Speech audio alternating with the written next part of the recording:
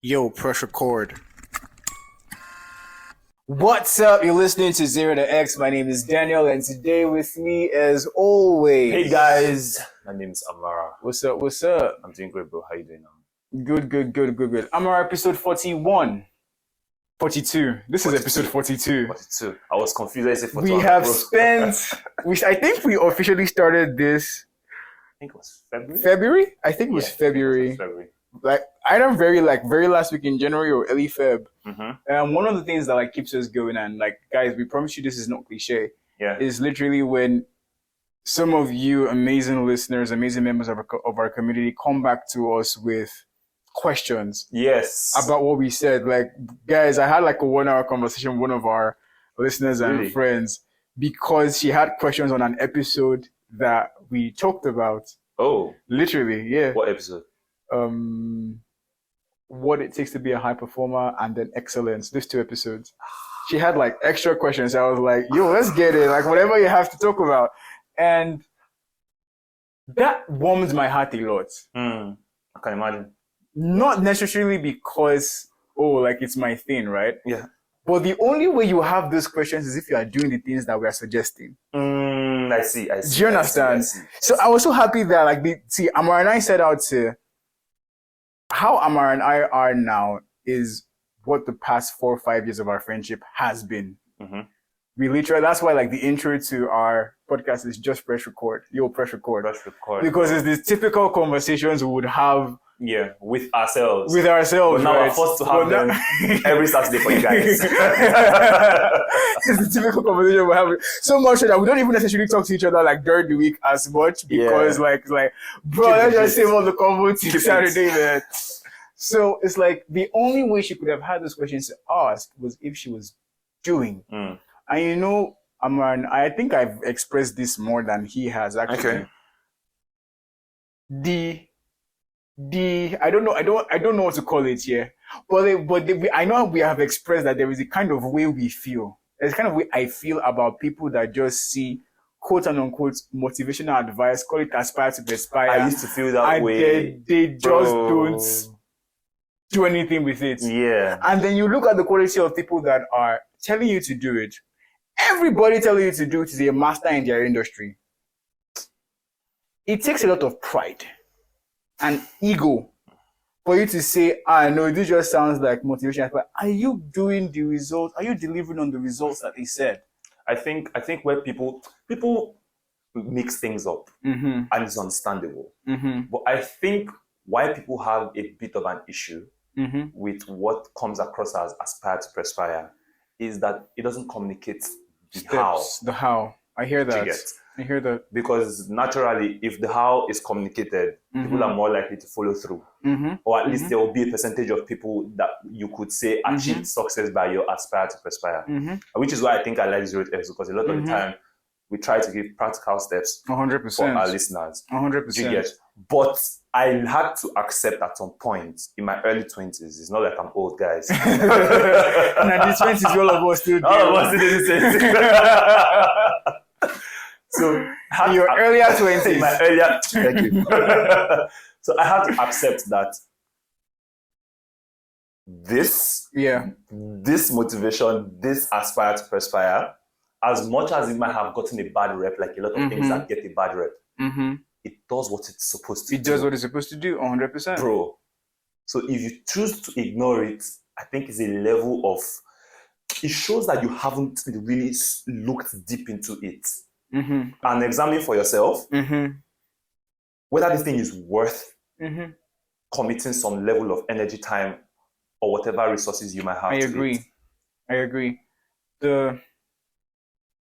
I understand what you mean by there are not, the steps might not be practical enough. It irks me as well, especially when I am in settings where I came here to this training or this conference for a very specific reason. And then they give you mindset mumbo jumbo. I'm like, you just bombard you with mindset thingy, bro. I have that unlocked, man. I have that unlocked, my guy. I promise you, but I need to know the how, right? Yeah.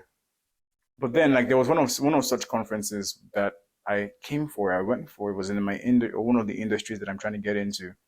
I went for it, and the person that came started off as that, and I almost turned off. And I had to remind myself that, see, you don't know this person, right? Yeah. You don't know this person. You don't know who he is. This is the first time, but something has said you are in the seat and he's the one speaking. Yeah. There's a reason why they put him there to be speaking. So you know what? I'm going to empty my cup and just listen to this like as if I've never listened to it before. Exactly.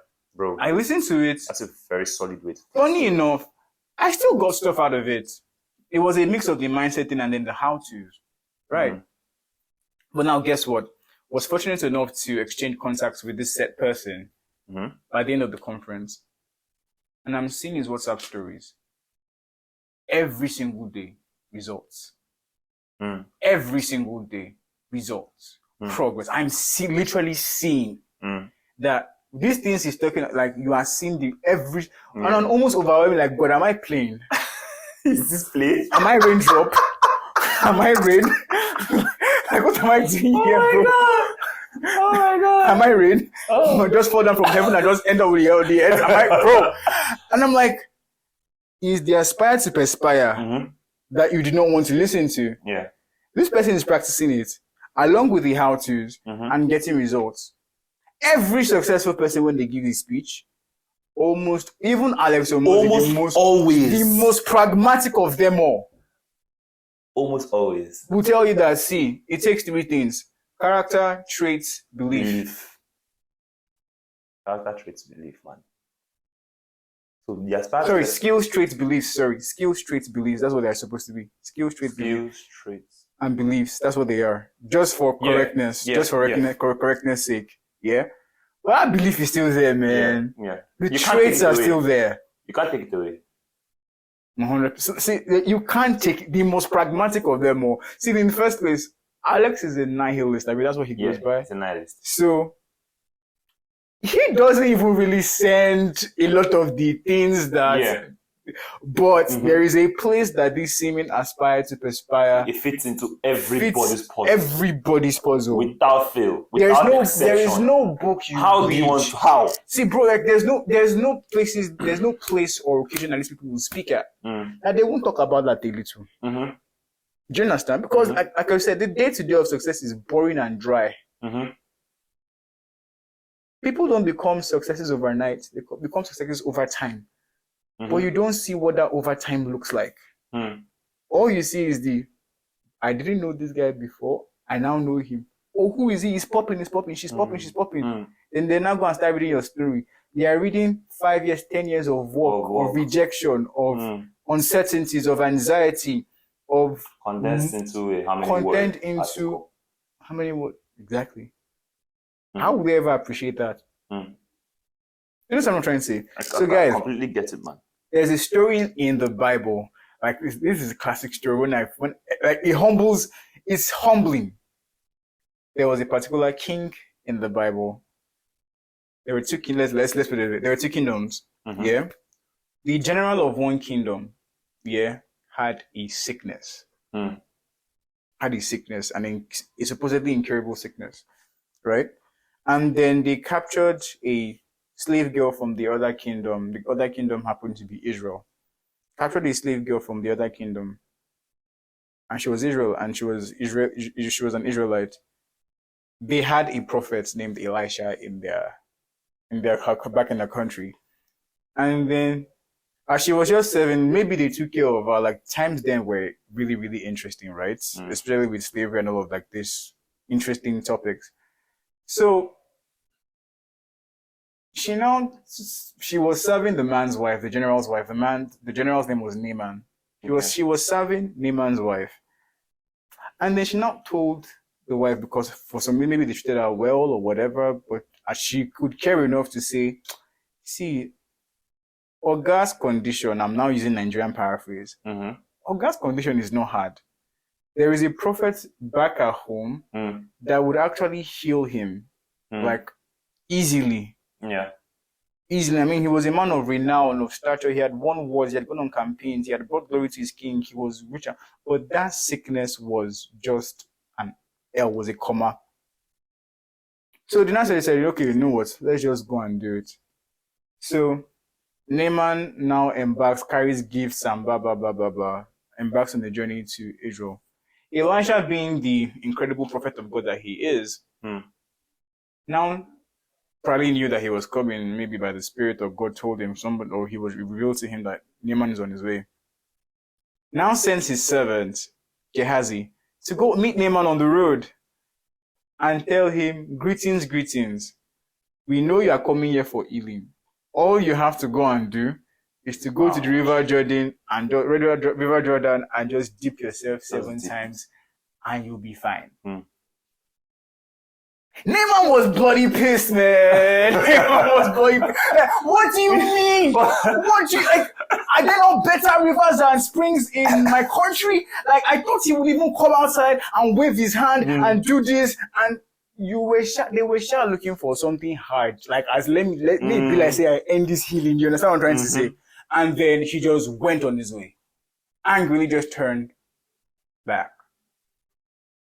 It was now his men that now spoke sense into him and said, Oga, no vexo. Almighty, no vexo. Yeah. He told you to do something simple. If he told you to do something hard, sure you would have done it with glee.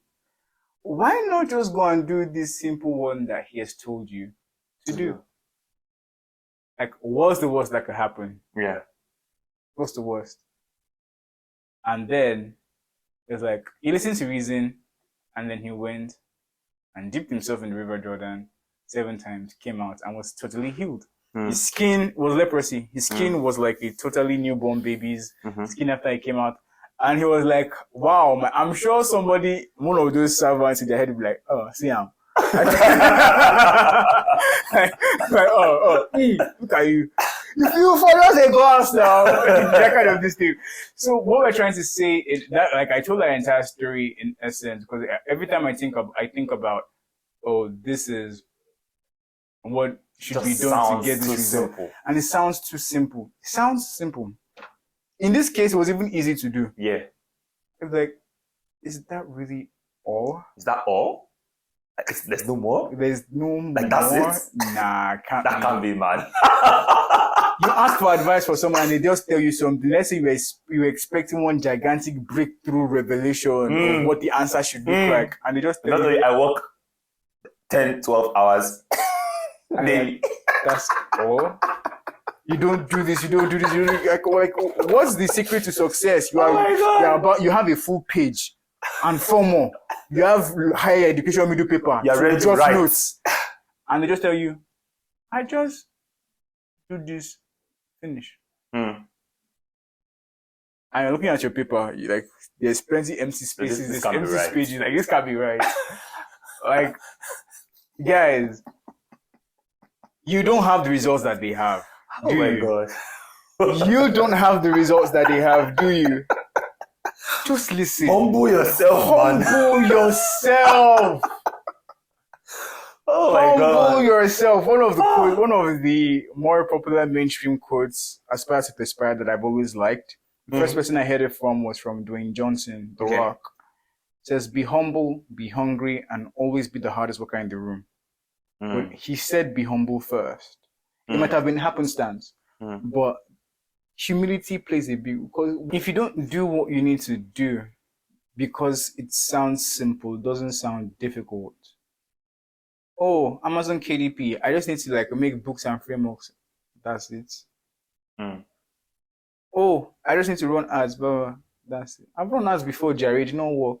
Yeah. Well, this person has been getting results for years. So you do something and it didn't work, or whatever plethora of reasons you might have had or figured out. But then someone that has gotten results has told you, this is the thing to do, just do it. And you're like, no, it can't be this. Do you understand what I'm trying to say? So, guys, our message here is, once you figure out the thing that needs to be done, from people who have the results, the evidence to back it up, humble yourself and do it. Yeah. The advice seems simple, simplistic, it's not sophisticated. It doesn't need to be. It doesn't. And guys, simple isn't always easy. That's one mistake we make. I think that's usually where the issue is. That's the mistake we make. like we've said a number of times on the podcast, that because of the fact that people generally underestimate the amount of work it takes to get to where they want to get to, by the time you see somebody tell you that, oh yeah, this is what I do, I make 100 sales calls every day, for example, and you're like, that's it. It's like, yeah, just do the math, man, and you see that 100 sales calls across 10 correspondents, like, can figure out how many sales you'll be pulling in. And then the person's like, oh, okay. And then the person tries to do 10 and that's like, bloody hell. Like, that's easy. Like, the person, like, it sounds easy. It sounds like simple is not always easy. Yeah. Simple just means that it's clear to speak, conceptualize, and communicate. Exactly. But then the easy is in the doing of it. Yeah. You realize that it demands a lot from you. So, yeah, it's just, bro, once you figure out a way that what you want to, once you figure out a way to achieve the things you want to achieve, humble yourself. I think another distinction we might need to make with this episode is just being able to clarify that there's things that people might tell you as to how they achieve certain results that might be very nuanced. There might be nuance to their situation. So, yes. So you must 100%. Be able to identify when their conditions look like your 100%. Conditions. I agree. Yeah. I agree. And then if that's all they tell you that they did, bro, why are you making it any harder than it needs to be? there was something Alex Ramosi said. I've been seeing a lot of Alex Ramosi because, like I said, guys, ever since that show that he did. Welcome, bro. No, I've been on it. So I'm trying to tell you guys that, see, I've been extra on it because, bro, he blew my mind away, bro. Oh, God. See, he blew my mind. So I was listening to him, and he said something about how you do not have the privilege of iteration until you have gotten the level of results from conducting the experiment as said, without changing anything. Bro.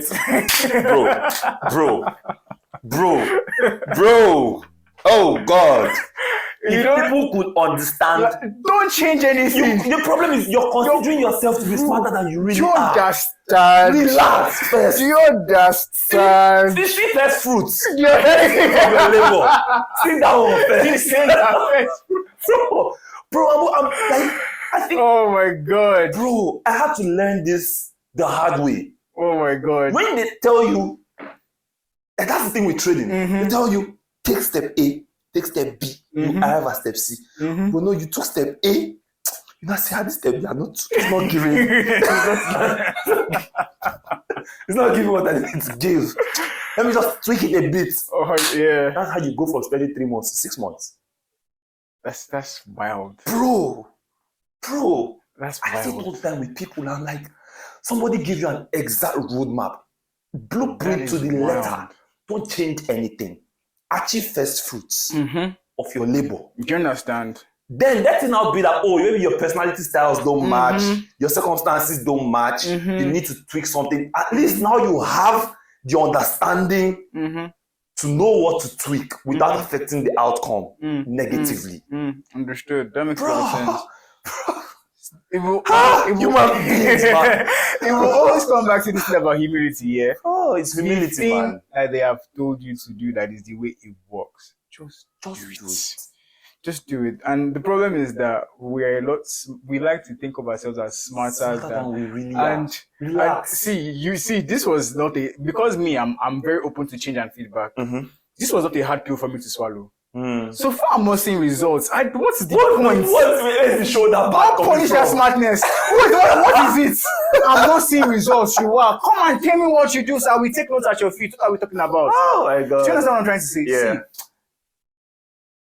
See, let's even demystify where this smartness came from. Maybe the wish to read is like they just like, oh, this is always popping in class. He's always popping in class. He gets the A's in class. They know you are smart because you wrote an exam and you tested and got results. Smartness being conferred is a function of results. Not potential. It's a function of results, man. It has always been a function of results, not because you speak well, you think well. No. What can you produce? When you were in school, passing exams was what was the output. If you produce that well, cool. in work life, getting your goals, like achieving your goals, is how we know, you're producing results. So until you can't produce results, relax. Humble yourself. Take notes. Chill. Ask questions. Drink water. Drop cup. Ask questions. Do you understand what I'm trying to say? Like, guys. Oh God. Let's dead pride, man. Let's not carry pride into 2024. Let's not, man. Dead it. Let's not. Dead it. Absolutely dead it, guys. Like, there is no. Bro, it's so easy for you to be blindsided by this thing. It's the easiest thing. So easy. It's Potential. 1 year apart, potential. Are you not come off the Are you not tired? And sometimes people now make it look like, oh yeah, that guy is just selling another course. Yeah. Oh, that one is just. Definitely, I agree. Not everybody knows how to put a course together well. 100%. And clearly communicates their processes and thoughts and ideas. I completely agree. But if somebody achieves results with that course, bro, free am. You don't have any excuse. Like free am. Like no, free am. We need to go back to the drawing board. Though. There's something my pastor says: only fools doubt proof. Only fools doubt proof. Only fools doubt proof, guys. So, guys, the cocoa of this matter. Someone says the cocoa of the oro. Yeah. Be humble. Be humble, man. Sit down. Be humble. Be humble. Be humble. Be humble. Figure out the things that need to be done. Do it without changing. Like Amara said, I couldn't have put it more beautifully. Get your first fruits. Then now you can now start to we underestimate a lot of things. So guys, like, be humble. Let's not overdrum this matter. Let's not overdrum it, bro. Be humble. Be humble. It would serve you. It would serve you so much. So much. So much. So guys, I hope that this helps you to see the need to just baby, calm down. I'm telling you, like, bro, it's aspire to perspire, but the person that is talking has results. Let's go back to the drawing board. Go back to the drawing board. Be humble.